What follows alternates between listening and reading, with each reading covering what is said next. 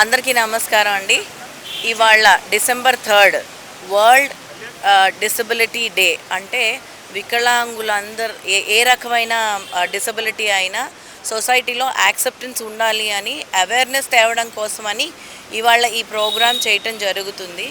మా research foundation and మా institute of speech and hearing ఆధ్వర్యంలో కేబీఆర్ పార్క్ నుంచి మా హాస్పిటల్ వరకు ఈ వాక్ నిర్వహించడం జరిగింది.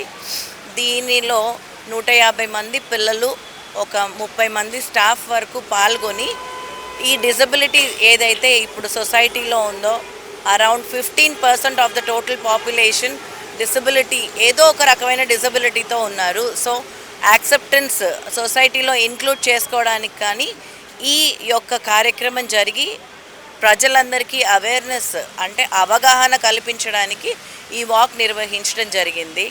దీంతో పాటు మా పిల్లలు పలు రకాల సైన్స్, స్పీచ్ అండ్ హియరింగ్ సంబంధించి, డిజబిలిటీ సంబంధించి ప్రాజెక్ట్స్ చేసి దాని గురించి ఎక్స్ప్లెయిన్ చేసి వీలైనంత వరకు సొసైటీలో ఎనీ డిజబిలిటీ యాక్సెప్టెన్స్ అనే ఒక కాన్సెప్ట్తోని ఇవాళ ఈ అవేర్నెస్ వాక్ నిర్వహించడం జరిగింది. ఎవ్రీ ఇయర్ 3rd డిసెంబర్కి international day for persons with disability అనేది మనం జరుపుకుంటాము.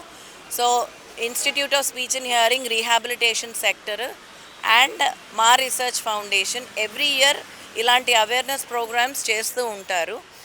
Walk is to make children also feel good. పొద్దున్నే లేచి ఎలా పరిగెత్తుతూ ఉంటే కాజ్ అనేది ఒకటి మెంటల్గా they will fix inside. అందుకోసమని ఈ కార్యక్రమం చేయటం జరుగుతుంది.